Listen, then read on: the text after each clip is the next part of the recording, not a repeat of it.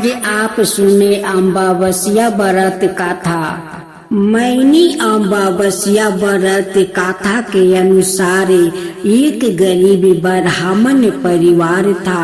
उस परिवार में पति पत्नी और उसकी एक पुत्री भी थी। उनकी पुत्री समय के गुजरने के साथ साथ धीरे धीरे बड़ी होने लगी। उस पुत्री में बढ़ती उम्र के साथ सभी स्त्रियों चित्त सगुनों का विकास हो रहा था। वो कन्या सुंदर, संस्कार वाली और गुणवान थी, परंतु गरीबी होने के कारण उसका विवाह नहीं हो पा रहा था। एक दिन उस ब्राह्मण के घर एक साधु महाराज पधारे। साधु उस कन्या के स्वभाव से अत्यधिक प्रसन्न हुआ। कन्या को लंबी आयु का आशीर्वाद देते हुए साधु ने कहा कि इस कन्या के हाथ में विवाह योग रेखा नहीं है। तब ब्राह्मण दंपति ने साधु से इसका उपाय पूछा। कन्या ऐसा क्या करे कि उसके हाथ में विवाह योग बन जाए? साधु महाराज ने कुछ देर विचार करने के पश्चात अपने अंतरिक्ष में ध्यान करके बताया कि कुछ ही दूरी पर एक गांव में सोना नाम का एक धोबिन महिला अपने बेटा और बहू के साथ रहती है, जो बहुत ही आचार विचारे और संस्कार संपन्न था। पति परायण है। यदि यह सुकन्या उस धोबिन की सेवा करे और वो महिला इसकी शादी में अपने मांग का सिंदूर लगा दे और उसके बाद इस कन्या का विवाह हो जाए तो इस कन्या का विधवा योग मिट सकता है। साधु ने यह भी बताया कि वो महिला कहीं बाहर आती जाती नहीं है। यह बात सुनकर ब्राह्मणी ने अपनी बेटी से धोबिन की सेवा करने का प्रस्ताव रखा। अगले दिन से ही कन्या प्रात काल ही उठकर सोना धोबी के घर जाकर साफ सफाइया और अन्य सारे कार्य करके अपने घर आपस आने लगी। एक दिन सोना धोबी ने अपनी बहू से पूछती है कि तुम तो सुबह ही उठकर सारे काम कर लेती हो और पता भी नहीं चलता। बहू ने कहा, माँ जी, मैंने तो सोचा कि आप ही सुबह उठकर सारे काम खुद ही खत्म कर लेती हो। मैं तो देर से उठती हूँ। यह सब जानकर दोनों सास बहू घर की निगरानी करने लगी कि कौन है जो सुबह ही घर का सारा काम करके चला जाता है। कई दिनों के बाद धोबिन ने देखा कि एक कन्या मुंह ढके अंधेरे में घर में आती है और सारे काम करने के बाद चली जाती है। जब वो जाने लगी तो सोना धोबिन उसके पैरों पर गिर पड़ी। पूछने लगी कि आप कौन है और इस तरह छुप कर मेरा घर की सारी काम क्यों करती हो? तब कन्या ने साधु द्वार कही गई सारी बात बताई। सोना धोबिन पति परायण थी, अंत उसमें तेज था। वो तैयार हो गई। सोना धोबिन के पति थोड़ा अस्वस्थ थे। उसने अपनी बहू से अपने लौटने आने तक घर पर ही रहने को कहा। सोना धोबिन ने जैसे ही अपने मांग का सिंदूर उस कन्या की मांग में लगाया, सोना धोबिन का पति मर गया। उसे इस बात का पता चल गया। वो घर से निराजल ही चली थी, यह सोचकर कि रास्ते में कहीं पीपल का पेड़ मिलेगा तो उसमें भंवरी देखकर और उसकी परिक्रमा करके ही जल ग्रहण करूंगी। उस दिन मैनी अमावस्या थी। ब्राह्मण के घर मिले पूरे पकवान की जगह उसने ईंट के टुकड़ों से 108 बार भौरी करे, 108 बार पीपल के पेड़ की परिक्रमा की और उसके बाद जल ग्रहण किया। ऐसे करते ही उसके पति के मृतक शरीर में वापस जान आ गई। धोबिन का पति फिर से जीवित हो उठा। पंडित इंद्रमणि धनसयाल बताते हैं कि एक दारुक नाम का असुर था। दारुक ने कई वर्षों तक तपस्या करके वर्मा जी को प्रसन्न किया था। वर्मा जी ने प्रसन्न होकर दारुक को मन चाहा वरदान दिया। वर्मा जी द्वार वरदान मिलने पर दारुक देवों और ब्राह्मणों को अत्याचार करने लगा। उसके बाद दारुक ने सभी धर्मी के अनुष्ठान, हवन इत्यादि कार्य बंद करवा दिया और स्वर्ग पर भी अपना अधिकार जमा लिया। तब सभी देवता एकत्र होकर ब्रह्मा और विष्णु जी के पास गए और दारुक के द्वार किए गए कृत्यों के बारे में बताया। तब ब्रह्मा जी ने देवताओं से कहा कि दारुक का अंत केवल एक स्त्री ही कर सकती है, अर्थात दारुक एक स्त्री के हाथों ही पराजित हो सकती है। तब सभी देवताओं ब्रह्मा जी और विष्णु के साथ स्त्री रूप में प्रकट हुए और दारुक से युद्ध करने के लिए गए। लेकिन दारुक ब्रह्मा जी के द्वार दिए गए वरदान के कारण अत्यंत बलशाली हो गया था, इसलिए उसने सभी देवताओं को पराजित कर दिया। उसके बाद सभी देवताओं ब्रह्मा जी और विष्णु के साथ शिव जी के पास गए और असुर दारुक के बारे में शिव जी को बताया। महादेव ने पार्वती की तरफ इशारा किया।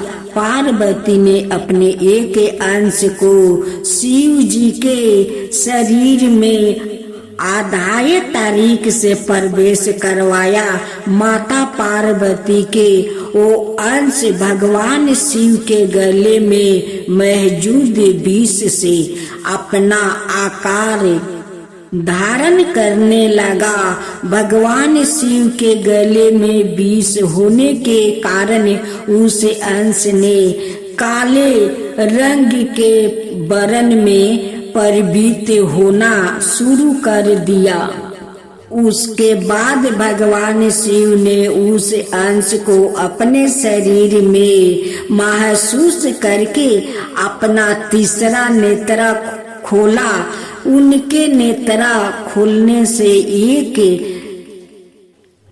काले वर्ण की स्त्री काली माता के रूप में प्रकट हुई।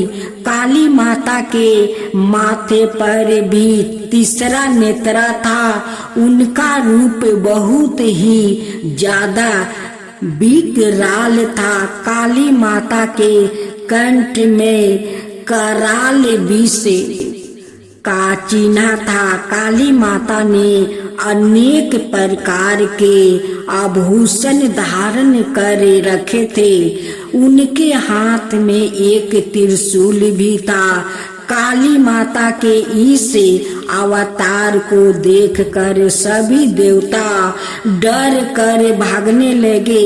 माना जाता है कि काली माता के हुंकार मात्रा से ही दारू के अवर अन्याय असुर जल कर भस्म हो जाएगा। काली माता के क्रोध की ज्वाला से संपूर्ण लोग अग्नि से भस्म होने लगा। पूरी दृष्टि को जलाते देख भगवान शिव ने एक बालक का रूप धारण किया और भगवान शिव शमशान में जाकर बालक स्वरूप में रोने लगा। जब काली माता की दृष्टि भगवान शिव के बाल स्वरूप पर पड़ी तो उनमें ममता और बत्सलाये का भाव जाग गया। काली माता ने उस बालक को अपने कलेजे से लगाया और उसे स्तन पान कराने लगी। तब शिव रूपी उस बालक ने दूध के साथ साथ काली माता के पूरे क्रोध को भी पी लिया था। माना जाता है कि माता के क्रोध से 8 मूर्तियां उत्पन्न हुई, जिन्हें क्षेत्रपाल के नाम से जाना जाता है। गणपति जी के आरती उतारना, गौरी के ललना। गणपति जी के आरती उतारना, गौरी के ललना। सुन के सोराई गंगा जल पानी, सुन के सोराई गंगा जल पानी। चल चला भैया हो गणेश जी जहाँ बानी, चल चला भैया हो गणेश जी जहाँ बानी। गणेश जी के चरण पाखार ना, गौरी के ललना। लड्डुअन के भोग लागे संत करे सेवा। पान चढ़े फूल चढ़े और चढ़े मेवा। पान चढ़े फूल चढ़े और चढ़े मेवा। गणपति जी के मूस पर सवार ना, गौरी के ललना। गणपति जी के मूस पर सवार ना, गौरी के ललना। माता जिनकर पार्वती भोले महादानी। माता जिनकर पार्वती पिता भोले दानी। महिमाया पार जिनकर सारा जग जानी। महिमाया पार जिनकर सारा जग जानी। भैया बाबा के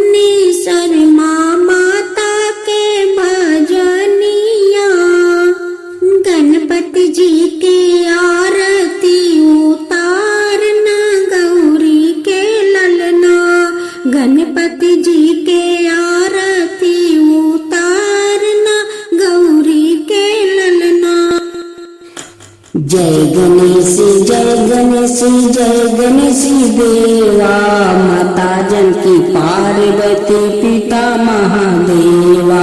जय गणेश जय गणेश जय गणेश देवा, एक दांत दयावंत चार भुजधारी, मस्तक सिंदूर सोहे मूस की सवारी।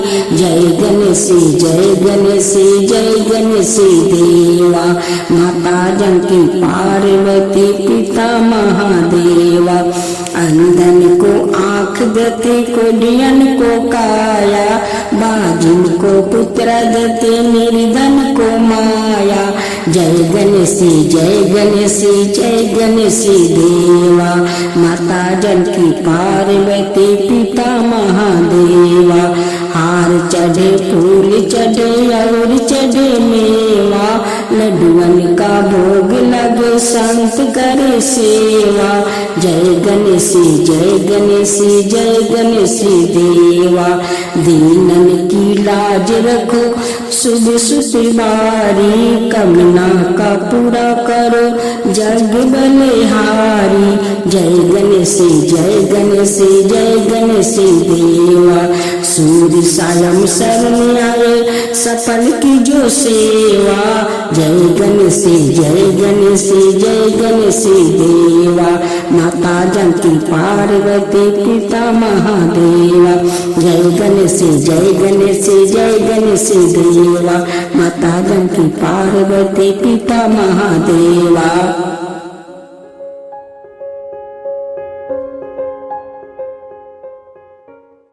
आज आप सुने माँ तुलसी का खूब सुंदर गाथा।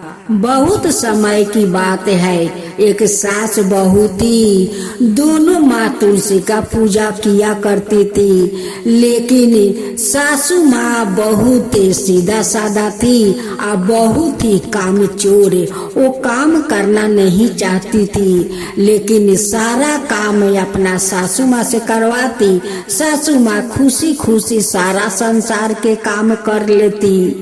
सासू माँ सुबह उठ कर घर आंगना गोबर से लीप लेती, आ लीप कर नहा धोआ कर माँ तुलसी का पूजा कर लेती, आ उधर रसोई में चले जाती। तब जाकर बहू सोकर उठती, उठ कर नहा धोआ कर आ माँ तुलसी का पूजा करके आ वो जाकर बैठ जाती। लेकिन सासू माँ कभी नहीं कहती कि तुम इतना देर से क्यों उठती हो।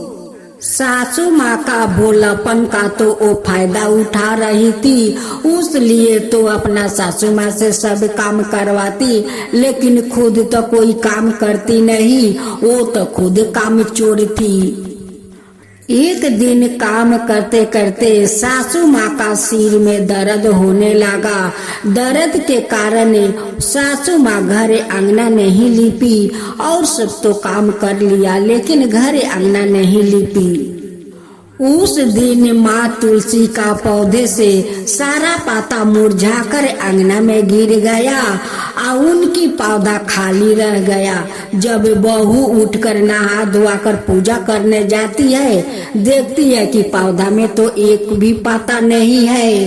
अब सासू माँ के कहने लगी कि आज देखो तुम्हारे कारण माँ तुलसी रूस कर कहीं चली गई है, देखो तो पौधा में एक भी पाता नहीं है। आज तुम घर आंगना गोबर से नहीं लिपी, तो आज माँ रूस कर कहीं चली गई है। बहू गुस्से में अपना सासू माँ से कहती है कि देखो सासू माँ, तुम्हारे कारण आज माँ तुलसी वो रूस कर कहीं चली गई है। अब वो भोली भाली सासू माँ कहती है कि वो मेरे कारण तुलसी रूस कर चली गई है, तो बताओ वो कहाँ गई होगी।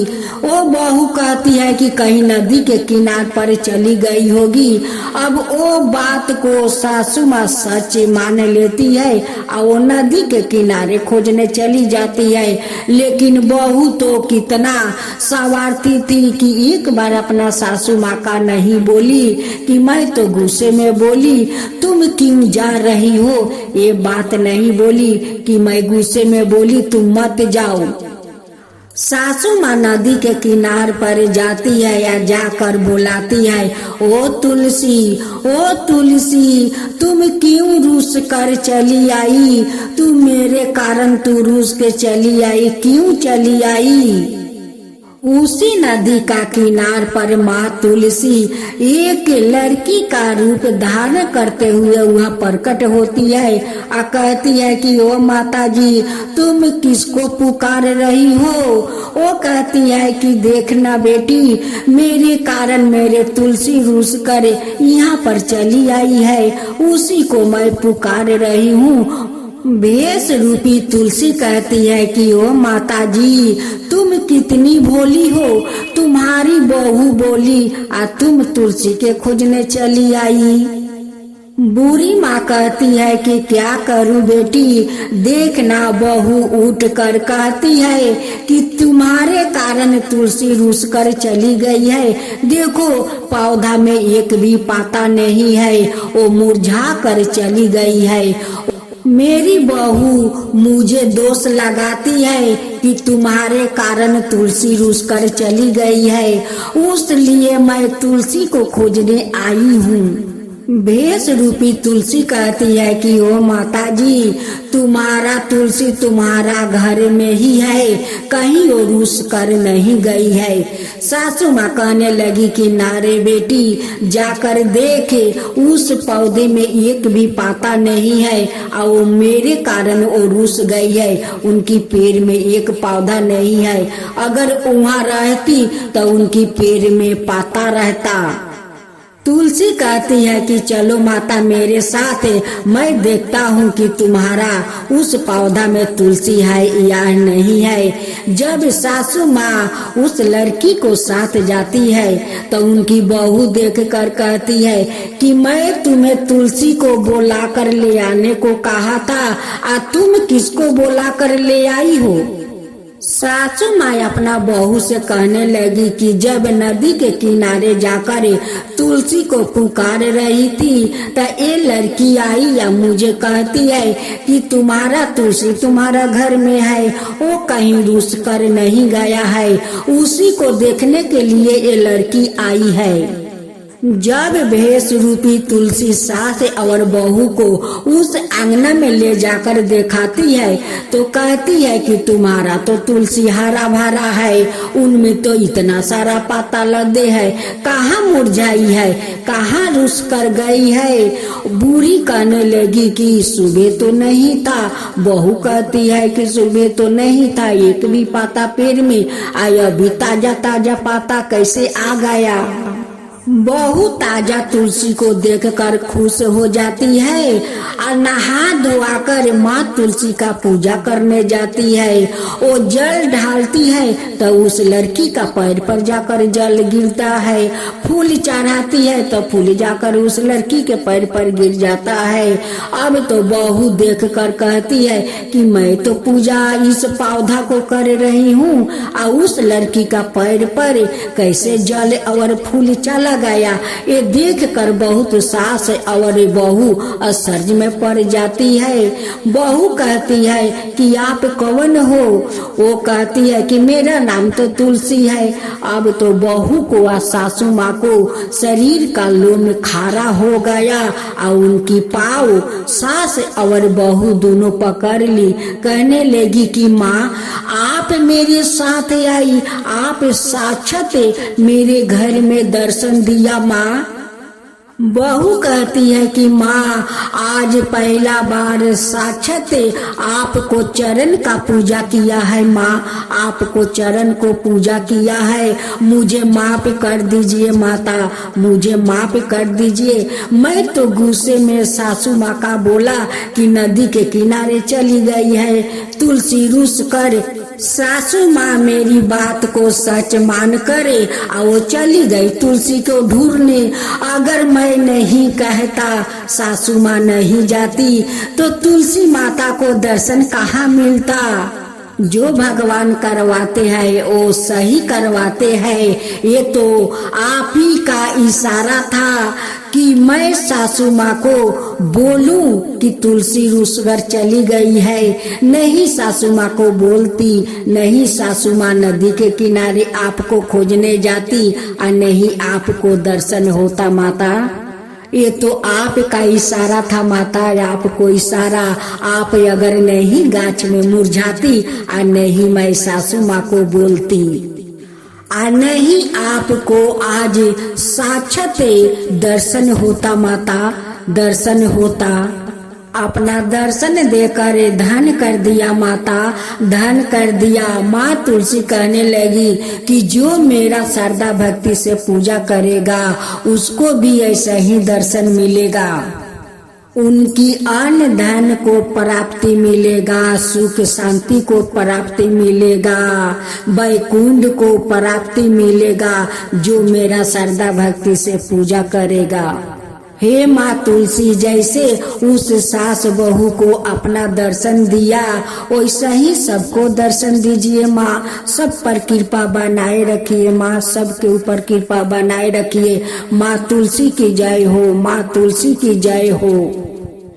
जय जय तुलसी माता, जय जय तुलसी माता, सब जग की सुखदाता वरदाता। जय जय तुलसी माता, जय जय तुलसी माता, सब योग के ऊपर, सब रोग के ऊपर रुझ से राजा करके भाव तराता।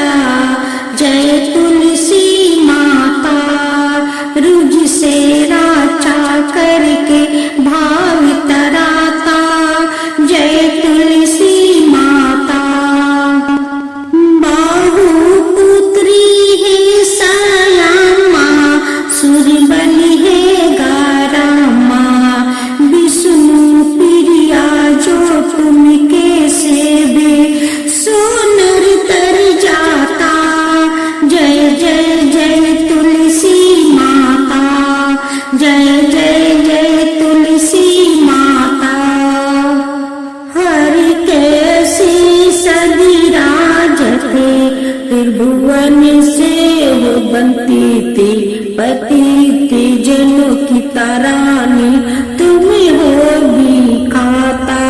जय जय तुलसी माता, जय जय तुलसी माता।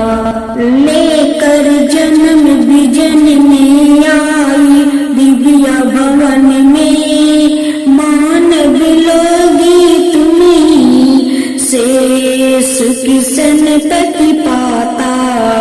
मानव लोगी तुम्हीं से सुख संपत्ति पाता। जय जय तुलसी माता, जय जय तुलसी माता। जय जय तुलसी माता, जय जय तुलसी माता, सब जग की सुखदाता वरदाता।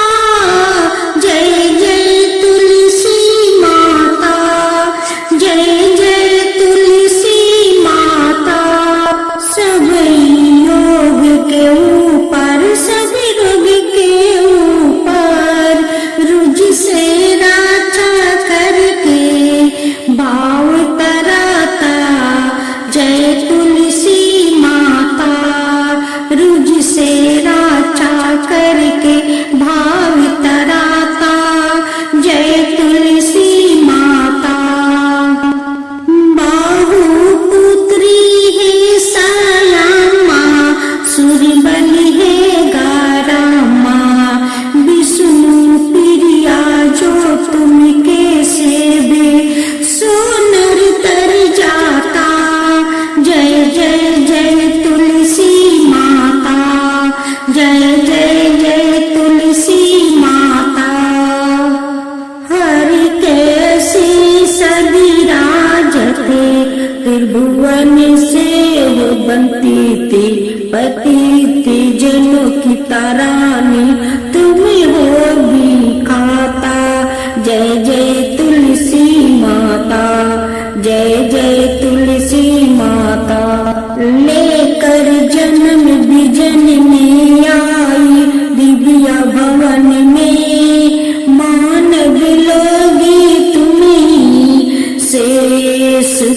सनपति पाता, मानव लोग तुम ही से सुख सनपति पाता।